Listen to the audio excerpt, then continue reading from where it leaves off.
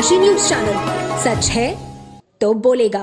उत्तर प्रदेश के बलिया जनपद के बहुउद्देशीय सभागार में पूर्व रक्षा मंत्री और उत्तर प्रदेश के पूर्व मुख्यमंत्री स्वर्गीय मुलायम सिंह यादव की जयंती पर एक भव्य कार्यक्रम आयोजित किया गया। इस कार्यक्रम का आयोजन पूर्व मंत्री अंबिका चौधरी ने किया, जिसमें कवि सम्मेलन और मुशायरा मुख्य आकर्षण रहे। कार्यक्रम के मुख्य अतिथि गाजीपुर से सपा सांसद अफजाल अंसारी थे, जिन्होंने मंच से कार्यकर्ताओं में जोश भरते हुए कहा, मुलायम सिंह यादव के आदर्श और विचार आज भी हमारे लिए प्रेरणा का स्रोत हैं। उनकी विरासत को संजो कर रखना हमारा दायित्व है। कार्यक्रम देर रात तक चलता रहा, जिसमें दर्शकों ने कवि सम्मेलन और मुशायरों का भरपूर आनंद लिया। देश भर से आए कवि और शायरों ने अपने शब्दों से स्वर्गीय मुलायम सिंह यादव की विचारधारा और संघर्षों को जीवंत कर दिया। पूर्व मंत्री अंबिका चौधरी ने कार्यक्रम की सफलता पर प्रसन्नता व्यक्त करते हुए कहा, यह आयोजन पूरी तरह से साफ सुथरा और ऐतिहासिक रहा। इसमें कहीं भी अश्लीलता का कोई स्थान नहीं था। यह स्वर्गीय मुलायम सिंह यादव की याद में एक आदर्श श्रद्धांजलि है। कवि सम्मेलन में प्रसिद्ध शंभू शिखर सहित अन्य कवियों ने अपनी बेहतरीन काव्य पाठ से दर्शकों को मंत्रमुग्ध कर दिया। शायरों ने भी अपनी उम्दा अशायरों से माहौल को भावनात्मक और प्रेरणादायक बना दिया। लोकसभा का चुनाव भी लड़ चुका हूँ। बलिया में तमाम हमारे साथी हैं। कुबेर तिवारी जी बैठे हुए हैं। जब अपने शिक्षा पूरी करने के बाद हम लोग समाज सेवा के कार्यों में कुछ दिलचस्पी लेना शुरू किए, तो उन दिनों के साथियों को भी मैं यहाँ देख रहा हूँ। देर नहीं करना चाहता, आप सुनने के लिए बेताब हैं। एक शेर पढ़ करके इस बागी बलिया की सरजमीन को सलाम करना चाहता हूँ, इसकी अजमत को बयान करना चाहता हूँ। यहाँ के फूल में जो ताजगी है, रौनक है, किसी चमन के मुकद्दर में आ नहीं सकती। यहाँ के फूल में जो ताजगी है, रौनक है, किसी चमन के मुकद्दर में आ नहीं सकती। और ये सरजमी है बहादुर वतन परस्तों की, यहाँ की खाक को हर खाक पा नहीं सकती। यहाँ की खाक को हर खाक पा नहीं सकती।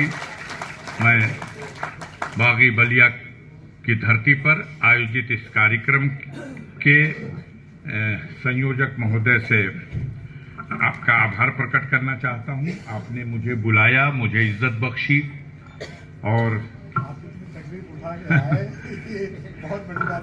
और अभी पूछ रहे थे चौधरी साहब, तो हमने उनको बता दिया।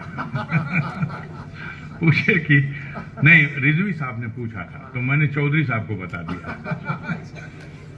कभी कभी हम अपनी जुबान में कहते हैं कि एक गियर होता है हनुमान गियर, वो लगा दिया जाए तो वो कभी मिस नहीं होता। इस कार्यक्रम के चीफ गेस्ट की हैसियत से हमारे नेता, आप सबके महबूब नेता प्रोफेसर राम गोपाल यादव जी को आना था,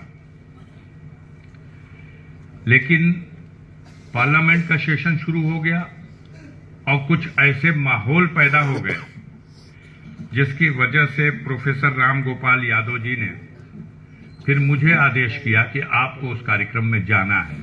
तो मैं ना करने की स्थिति में नहीं रहा। और मैं पहले से भी जानता हूं अपने मित्र अंबिका चौधरी जी को कि आप तमाम कलाओं के बहुत ही माहिर आदमी हैं, मास्टर हैं।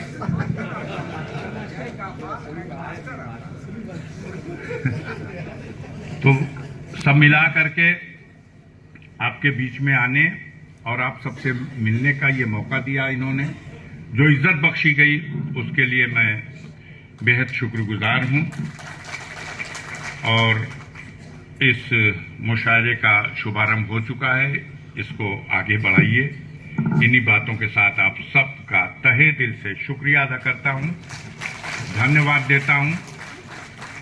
और ये शानदार हाल बलिया के बिल्कुल हार्ट ऑफ सिटी में मैं पहली बार इस हाल में आया, और मैं आज इसके लिए धन्यवाद देना चाहता हूं अंबिका चौधरी को, तत्कालीन राजस्व मंत्री को, जिसने अपने अख्तियारों का इस्तेमाल किया और इस तहसील परिसर में स्थित इस जमीन का इससे बेहतरीन कोई उपयोग हो नहीं सकता था जो इन्होंने कर दिया।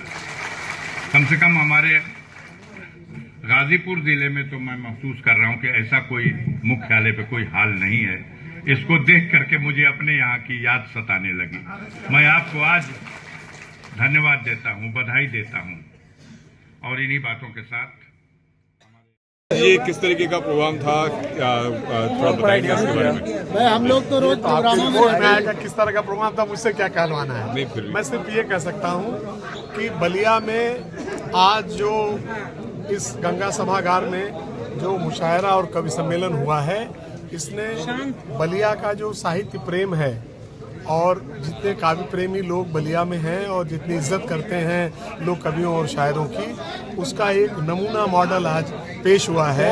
इसके लिए बलिया के लोगों को बहुत बहुत बधाई और उससे ज़्यादा आभार उन लोगों का जिन लोगों ने इस माहौल को आज खड़ा किया और जो लोग आज हमारे इस मंच पर आए। सबसे बड़ी बात ये हुई है कि जो एक आम शिकायत हुआ करती थी कि कवि सम्मेलनों में फुहड़ता आ गई है या ऐसे ही चीज़ें हो रही हैं कि वहाँ जाने का मन नहीं होता, आज शुद्ध कविता का एक मंच इतना शानदार मंच था कि ये ऐतिहासिक है इस मकसद से। और जो लोग आए, मैं व्यक्तिगत रूप से सबका आभार व्यक्त करता हूँ जो लोग भी आज इस मंच पर आए हैं। विनोद भी हैं और हमारे नदीम भाई भी हैं, आजम शाकिरी भी हैं, डॉक्टर साहब हैं।